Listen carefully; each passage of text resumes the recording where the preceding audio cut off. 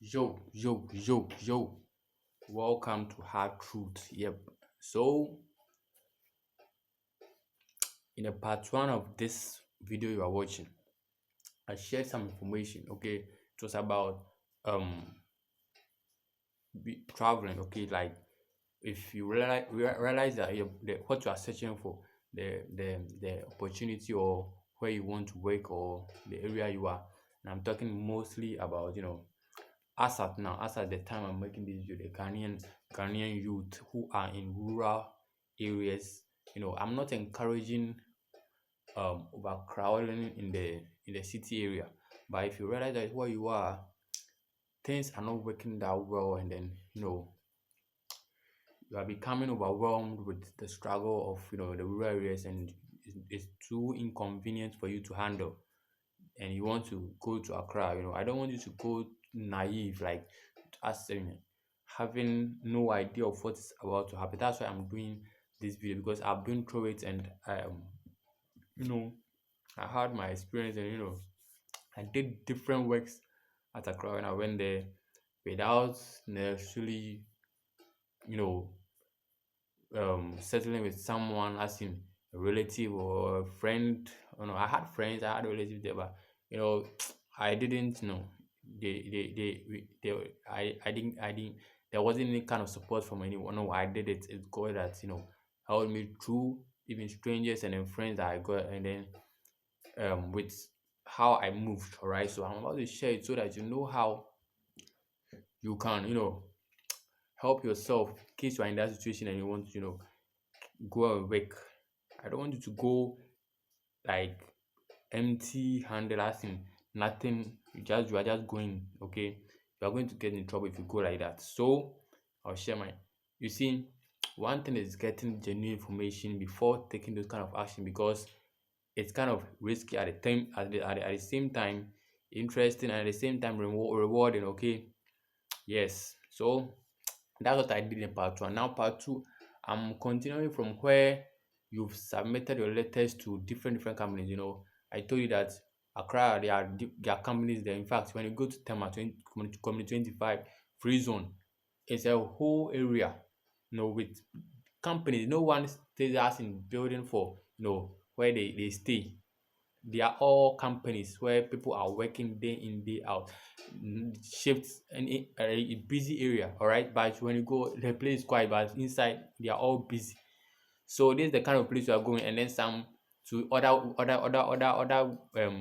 um work opportunities are available, all right? So if you are a youth in Ghana, wherever you are, if you are watching this, then I know that God has made it possible for you to watch, so that you can, get some tips here before you move.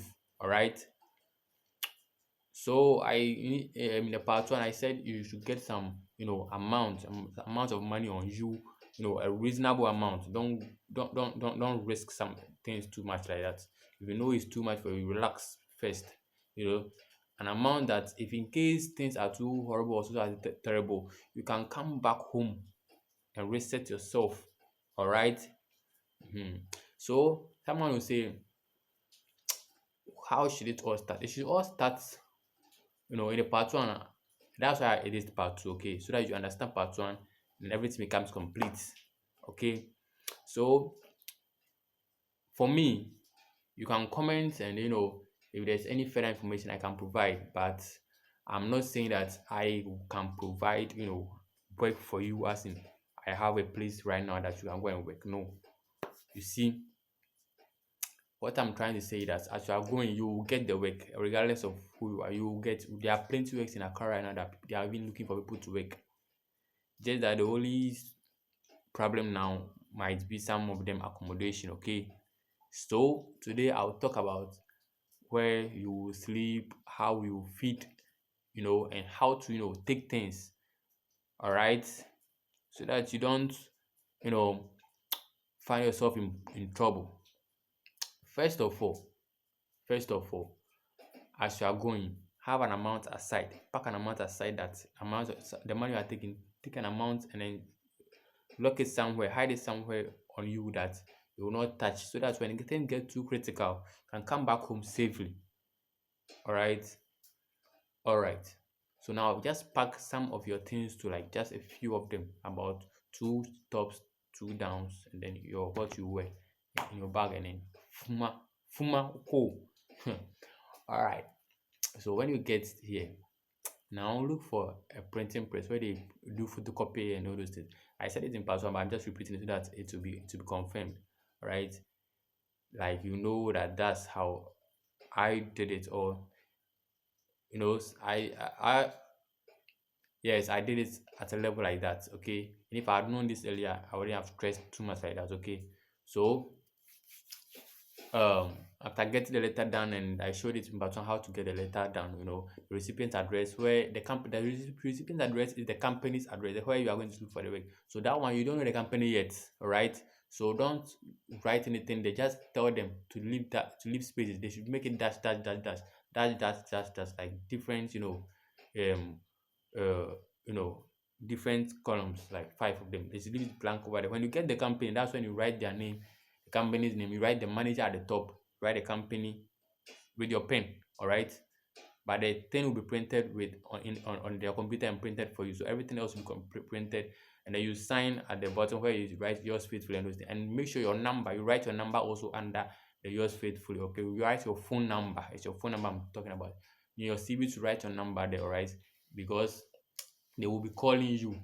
All right. So when you get there, if you are if things work out very smoothly enough, you might get the work at once. Now make it clear that you are from far away, so you would like to have access to the accommodation. That's if they are cool with it. Okay. Some of them will not be open like that at first, but convince them, try to convince them. Okay. All right. So that's it. Okay, this video I think is important for me, and because of how the condition that you might go and face at that place, that's why I'm doing this at this area, in a dark area, so that you know that sometimes it will be convenient at that level, at that side as you are going, but you have to just you know do it, okay, because it's worth it, okay, to teach you some things, okay. But if you are a kind of person who have support system, you have all the support system, you have relatives there, you have friends there, who when you call, you know that when you call they are ready to check things out for you, for them, look for a work, look for the work for you over there. It's cool. Don't go through these things I'm showing you. If you have people there who are ready to go and then dive through things, because even me, I didn't go to a friend, I called friends to cross check some things for me before I left. All right, just that when I left, I didn't want to go, because they were also with their parents. I didn't want to go and disturb them at their homes and those things, as if your friend, you didn't expect your friend, what's your friend doing here and all those things. No, because I didn't want my my own goal to disturb someone else's peace of mind. That's why I did it that way. So if in case you are having a friend who is okay to accept you and okay to receive you and all those, or a relative who is okay to give you a place to stay and those things, don't be arrogant. Okay, don't think you can do everything on your own like that. Even me, when I left, people helped me a lot, almost a lot of people. Okay, all right. So it can be different for anyone. Okay, it can be different.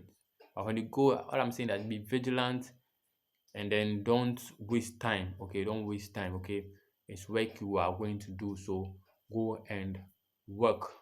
Right. Now the money to go, the money might be, you can sell something that you think is important for you but will not be important for you at that moment. You can sell it. It can be power bank, maybe one of your nine shoes, something. Just you get enough amount, get an amount that can take you in out, and then feed you for about, let's say, a week or something. Okay, that when you divide. Okay, all right, or feed you for maybe the first 5 days. Okay, all right. So with that being said, the money can be borrowed, can get it from selling of your some stuff. Can ask around and tell them what you want to go and do, if it's okay with, if they think, yeah, some people might also like that for you to go and then try something outside, because maybe they might see some potentials in you that they believe when you go out, and where you go where there are opportunities, you would be okay. So with that being said, I would proceed that when you start working, when you get work, by all means, you start working, you know get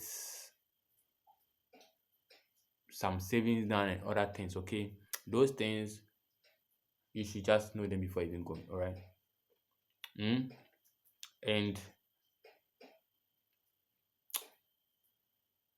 really, like, I didn't do this one fast enough, but it will help you a great deal. Check for a church around or some kind of social gathering that you will be going, that you are aware or that is safe enough that you'll be with them, okay? And the best one I would suggest for you is the church, okay? So go there. If you are not a Christian, just go and accept Christ, and then when you get time, go there, so that it will be a social, so that when in case you lose work, you lose your work crampa, there are people around who you can engage, okay? They are social, okay? Because knowing only work people, only the workplace people isn't enough for you to thrive, okay? So get to know friends, get to know people, and get to know that they are genuine. Some friends over there are not genuine because they know that you are all foreigners, so they don't mean good. They can steal from you easily. That's one thing, okay? So be vigilant, okay? So because I mentioned the basic things, I think I'll end the video here. And remember to like and subscribe, okay? All right. Thanks for watching. Stay blessed.